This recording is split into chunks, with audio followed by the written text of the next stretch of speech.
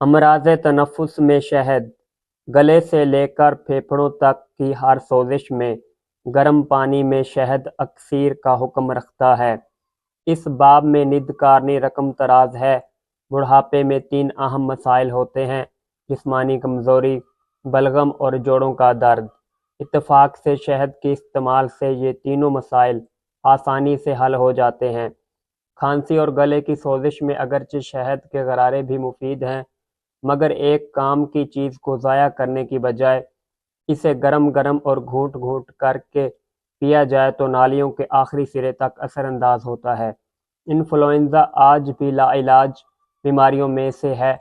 عام طور پر اس میں شفا 10 دن سے پہلے نہیں ہوتی، اور تندرست ہونے کے باوجود مریض کو کمزوری اتنی ہوتی ہے کہ وہ چارپائی سے اٹھ نہیں سکتا۔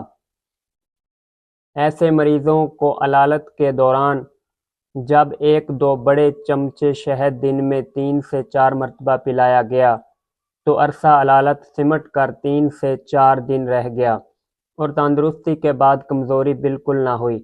اس تجربہ کا حوصلہ ہمیں برطانیہ کے ایک موقر طبی رسالہ لینسٹ سے ہوا، جس میں ڈاکٹر G.W. ٹامس اپنے مشاہدہ میں لکھتے ہیں: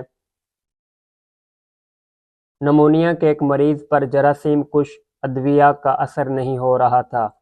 اسے 1 ہفتہ میں 1 کلو شہد پلایا گیا، جس سے بخار بھی جلد ٹوٹ گیا اور مریض کو بعد میں کوئی پیچیدگی بھی نہ ہوئی۔